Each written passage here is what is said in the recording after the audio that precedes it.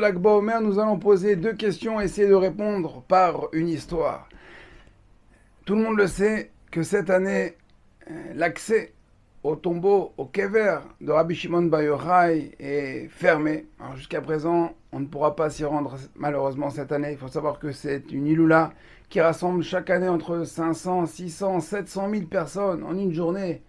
Tous les juifs d'Am Israël, des quatre coins du monde, des raids d'Israël, se rendent là-bas sur le kever pour chanter, danser, manger, prier, allumer des bougies, fêter l'Aïloula de Rabbi Shimon Bar Yochai. Cette année, à cause des conditions de sécurité dans le nord d'Israël, on a décidé, Am Israël, Kadosh Baruch Hu a fermé l'endroit et l'a rendu impossible d'accès.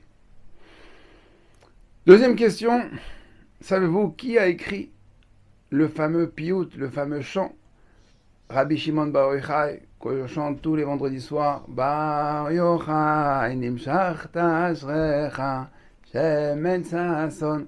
Tout le monde connaît cette chanson, c'est la chanson d'ailleurs du jingle du Zohar Kadosh. Tov, Abotai. Alors pour répondre, on dit qu'on allait répondre avec une histoire. Alors écoutez cette histoire.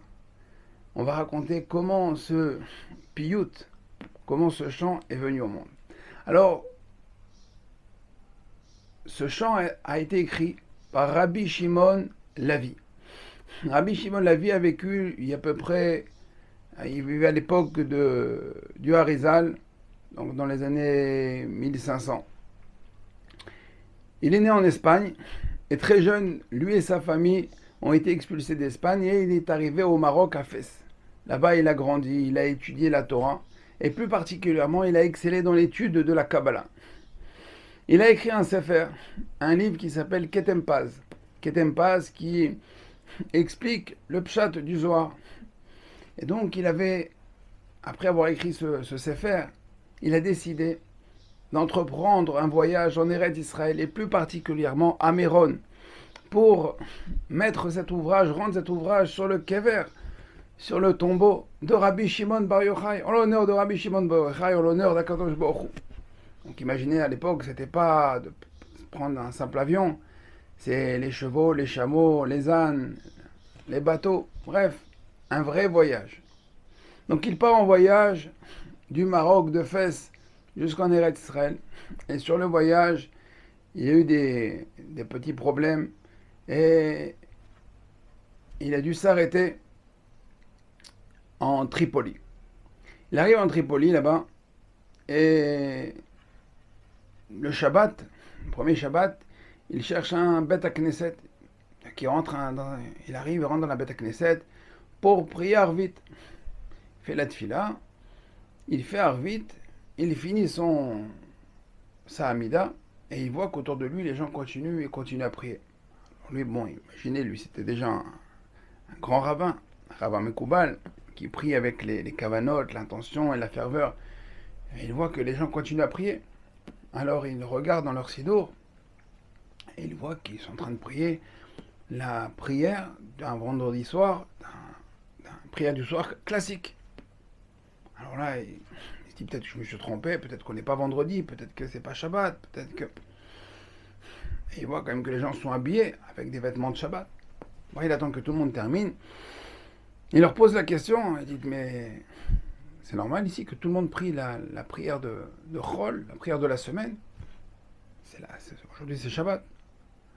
Il dit non, vous savez, nous on connaît qu'une seule tfila, c'est celle-ci. Dès qu'on se rend à la Bet HaKnesset, à la synagogue, on prie la même tfila.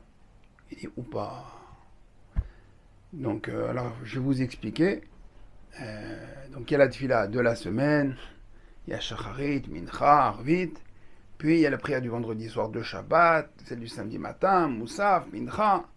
Ah bon. Et alors il explique un peu les brachot, et ils voient en fin de compte qu'il est tombé dans une communauté qui ne connaissait rien. Ils étaient massoratistes, ils étaient traditionnalistes, ils se rendaient à la synagogue, mais au niveau des halachot, il y a eu une perdition. Au niveau de la transmission, ils ont gardé des choses, mais avec le temps, ça s'est estompé. Il dit il a mis de côté son voyage pour l'instant à Méron. Il a dit je vais rester un petit peu ici sur place, inculquer quelques bases. Alors à l'époque, il y avait une quarantaine de familles. Donc il donne des cours, il leur explique vraiment le béaba, les brachot, il essaye d'ouvrir un petit Talmud Torah pour les enfants. Et au fur et à mesure, un mois passe, 2 mois, 3 mois, 6 mois, il reste pour les fêtes. Et bon, il va finir l'année. Et il passe encore une année, et Baruch Hashem, il comprend qu'il ne peut pas, partir de là-bas. Mais il a de côté son Sefer, le Ketem Paz, qui devait remettre là-bas à Méron. Mais il a compris que sa place était de rester là-bas en Tripoli et de prendre en main et de former des rabbanim et de former une vraie Kehila en Tripoli et de ne pas abandonner ses frères juifs. Entre-temps, il avait toujours son rêve d'arriver un jour à Méron, en Eretz Israël, et il prie à Kadosh Baruch Hu, il prie Ribono Shel Olam, Bisrout par le mérite de Rabbi Shimon Bar Yochai, qu'il n'a pas pu aller. Et il écrit un poème, il écrit un piyut, ce fameux Bar Yochai, Nimshach, Taj, qui forme les acrostiches, vous verrez dans votre sidour, Shimon Lavi, avec son nom, et il écrit avec de tout son cœur, de toute son âme, de toutes ses tripes, il prie à Kadosh Baruch Hu, il met vraiment tout son désir de se rendre là-bas à Méron et tout son amour pour Rabbi Shimon Bar Yochai et la Torah et le Zohar HaKadosh. Il écrit ce poème et ce chant, il l'apprend évidemment à ses talmidim et ce chant s'exporte au fur et à mesure et il est Niftar, là-bas, il est resté en Tripoli, il n'a jamais pu voir Eretz Israël et Méron. Alors, Rabotai, qu'est-ce qu'on apprend de cette histoire et en quoi ça vient répondre à nos questions? Il est écrit dans la Pirkei Avot, Aser etzono kirtzoncha, kedesh aser etzoncha kirtzono. C'est-à-dire que fais sa volonté comme la tienne, afin qu'il fasse la tienne comme la sienne. En effet, Rabbi Shimon Lavi a compris ce que Hachem attend de lui. Et pas le contraire, il n'a pas attendu ce que lui attend d'Hachem. En général, on attend ce que nous attendons d'Hachem. Non, il faut faire ce qu'Hachem attend de nous. Et c'est ça qu'il a compris. Lui, il avait un désir, il avait un projet, il avait un but. De ramener son Sefer, son livre, le Ketem Paz, de voyager du Maroc en Eretz Israël. Alors il dit, j'ai eu un petit incident, je me suis arrêté en Tripoli, après Shabbat, je prends mes clics, mes claques, et j'avance. Non, il a compris, il a vu les enfants d'Akadosh Baruch Hu. Il a vu qu'ici, il y avait un problème, qu'il fallait organiser, qu'il fallait les aider. Il y avait des lacunes, un manque. Il dit, c'est pas grave, je vais rester encore un petit peu. Il a vu que ça suffisait pas. Il est resté encore. Au final, il est resté toute sa vie. Il a sacrifié sa vie, il a donné sa vie. Sa vie que Akadosh Baruch Hu, c'est Akadosh Baruch Hu qui lui a donné. Il a compris ce qu'il fallait faire. Et grâce à ça, il a formé des centaines et des centaines de familles. Ce sont des milliers de juifs. Ce sont des juifs qui vont... Il a formé des rabbanim. Incroyable ce qu'il a fait. Il a sacrifié sa vie. Il a vu l'essentiel. Il a vu ce qu'il fallait faire.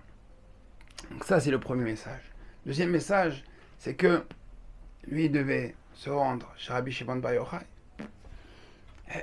Et pourtant, il n'est jamais parti. Il ne sera jamais allé jusqu'à là-bas, jusqu'à Méron.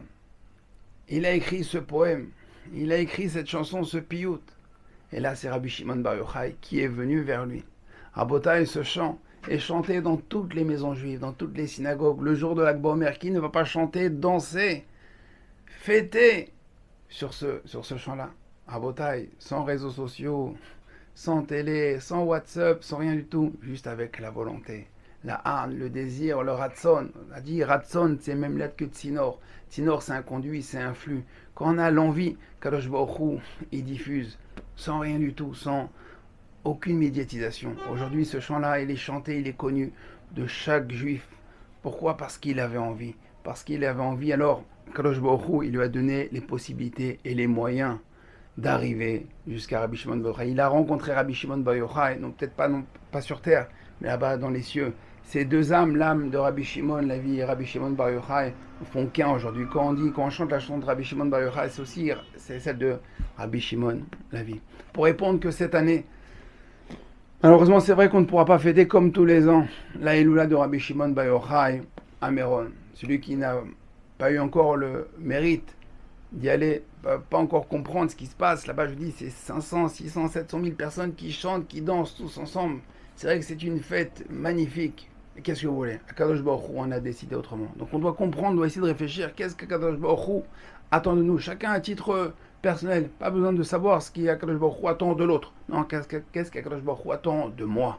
Qu'est-ce qu'il attend de moi? Pourquoi cette année je suis privé? Pourquoi cette année je ne peux pas me rendre à Méron? Alors on peut dire, oui, c'est à cause du Hezbollah, c'est à cause de l'Iran, c'est à cause de nos ennemis. D'accord, très bien, ça c'est une raison externe. Mais il faut toujours voir, on peut toujours remettre la faute sur les autres. Il faut remettre la faute d'abord sur nous. Pourquoi Akadosh Baruch Hu? Qu'est-ce qu'il attend de moi? Alors Bezrat Hashem, que cette épreuve, d'accord, doit nous renforcer dans la Emouna, comme Rabbi Shimon l'a vu, il s'est renforcé dans la Emouna. Il a plus vu la Ashgara Pratit, il a plus vu qu'est-ce qu'Akadosh Baruch Hu attend de lui. Alors nous, Bezrat Hashem aussi, ça va être une grande leçon que cette année, Bezrat Hashem à l'Akbomer, on va prendre sur nous une dose de Emouna. On va s'enflammer dans la Emouna et dans l'amour d'Akadosh Baruch Hu, nous rapprocher du Tout-Puissant Bezrat Hashem, et grâce à ça, on va se rapprocher de la grande délivrance finale, la venue du Mashiach et le Beth Amikdash, du Merabé Amen.